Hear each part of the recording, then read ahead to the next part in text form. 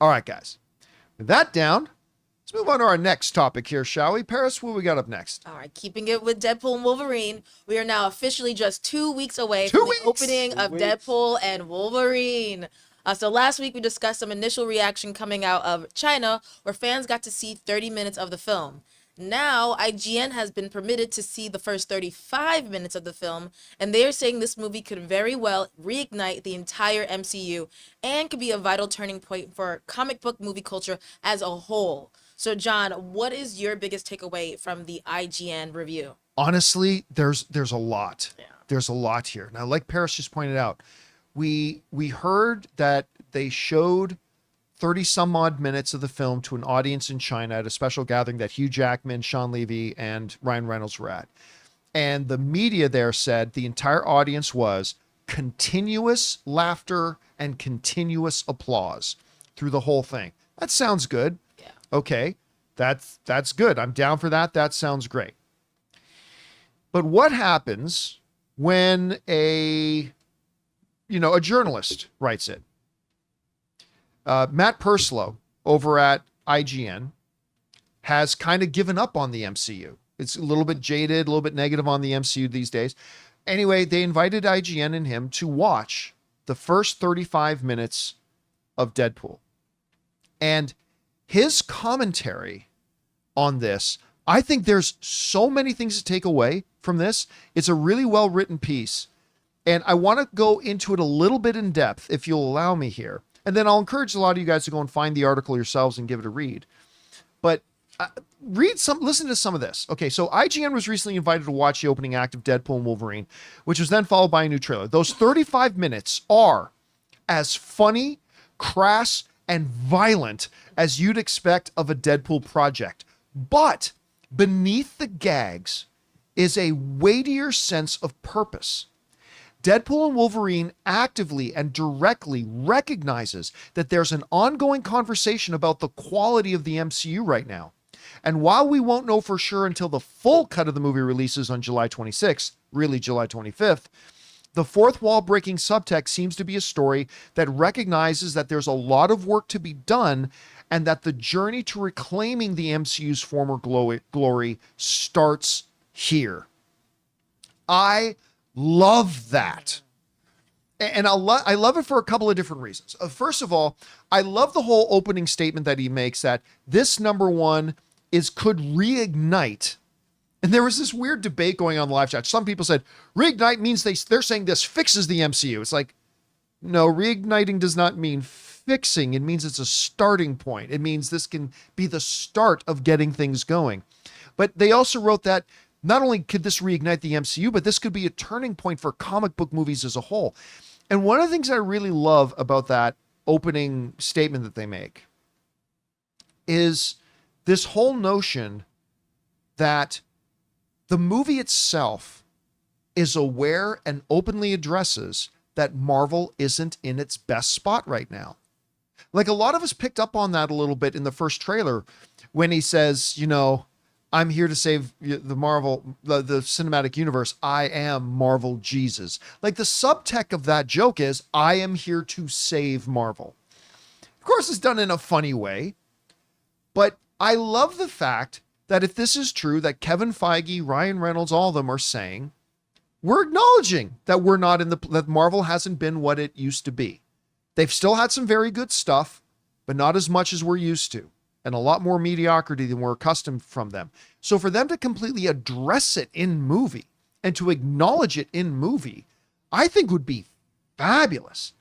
Absolutely fabulous. Guys, we want to take a second and thank a sponsor of today's episode, Manscaped. Sizzle alert, this summer, let the only thing that's smoking at your barbecue be the grill, not your grooming game. Get ready for the ultimate cookout season with Manscaped. Whether you're flipping burgers or cannonballing into the pool, make sure your meat looks neat with the Performance Package 5.0 Ultra. Head to manscaped.com and use the code Campea for 20% off and free shipping. Now, come on, guys. If you're like me, you used to do your grooming the old barbaric way. You know, using the clippers on your electric shaver? It never did a good job and always left me screaming out several profanities. So like me, you know that you need the Performance Package 5.0 Ultra. The Lawnmower 5.0 Ultra is perfect for achieving that crisp, clean, and confident look for your barbecues and beach days. The Weed Whacker 2.0, guys, keep your ears and nose as tidy as your hedges next door with our Weed Whacker 2.0 ear and nose hair trimmer. And you get Crop Soother Ball Aftershave Lotion, Crop Preserver Anti-Chafing Ball Deodorant, and Boxers 2.0, the ultimate supplement to those hot summer days, equipped with the signature jewel pouch to protect your meatballs wherever the heat takes you. So get 20% off and free shipping with the code Campea at manscaped.com. That's 20% off with free shipping at manscaped.com and use that code Campea. Manscaped, the perfect way to get your patties sizzling hot this summer. Listen, there's a lot in the article, but I want to jump down to this paragraph here where it says this. But it was the way these fan service elements, he mentions a lot of fan service elements, but are done very well. But it was the way these fan service elements were wrapped around concepts and fourth wall breaking jokes about the MCU as an entity that interested me the most. As I said earlier, Deadpool and Wolverine knows that some fans are not happy with the MCU right now. It wants to have a dialogue with them. It wants to demonstrate that things are back on track with a movie that not only provides genuinely good fan service, but also proves that Marvel Studios can still make films that make you sit up, pay attention, and get invested. I walked into the screening of Deadpool and Wolverine opening act as a jaded former MCU fan who really didn't care about this gimmick project. I left with a smile on my face, a need to watch the entire film, and for the first time since Endgame, a genuine hope for the future of Marvel. Is there any other wet dream fan fiction that any Marvel film fan could have possibly hoped to have read in that? Acknowledging we've been in a stagnant place, giving absolute hilarity, giving us glorious visceral violence, and taking somebody who's been kind of jaded towards the MCU walking out saying, I loved it, I laughed, I can't wait to see the whole thing, and for the first time in maybe years, I feel hopeful for the future of this franchise.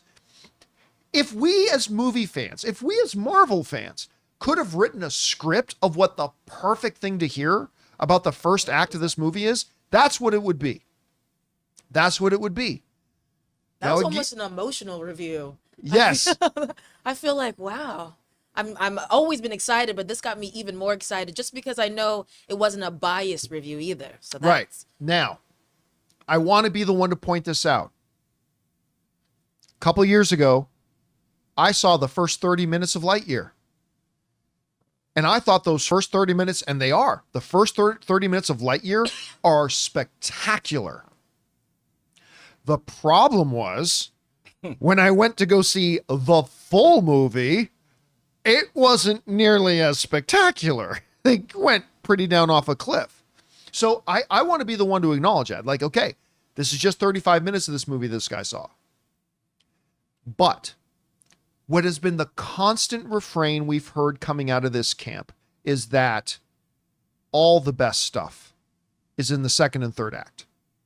They've been insisting that they're not going to show us anything from the second and third act, that they're not going to reveal anything about the other two acts, that all the best stuff that is going to, in Sean Levy's words, leave us screaming, all that stuff is in the second and third act. So maybe they're right, maybe they're wrong. Maybe this will be another Lightyear and it's a great first 35 minutes and then the rest goes down the toilet. Maybe that happens. Maybe it does. But in a world where I knew that this morning I was going to hear the first actual insight into the first act of the film, did I want to hear this, knowing that maybe it goes downhill after acts 2 and 3? Or did I want to hear, it's okay? I wanted to hear this. I wanted to hear this. And I got to tell you, guys, my biggest problem right now with Deadpool and Wolverine is my expectations are getting really damn high.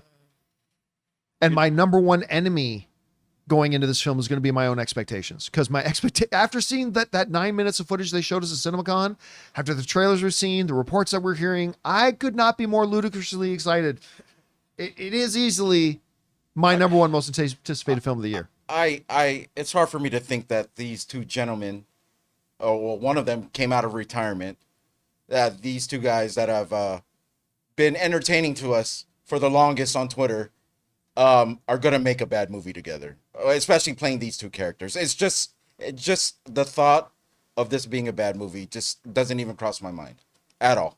Like, I'm ready for this. Like I said, only reason why I'm quiet is because the excitement has just passed through my body. Yeah, already, it's just too much. Now, it could be underwhelming though, not bad, but it could be like, I mean, if you're on John's level of excitement, it could leave room to be underwhelming. Yeah, which is the big danger. That's the big danger of this right now.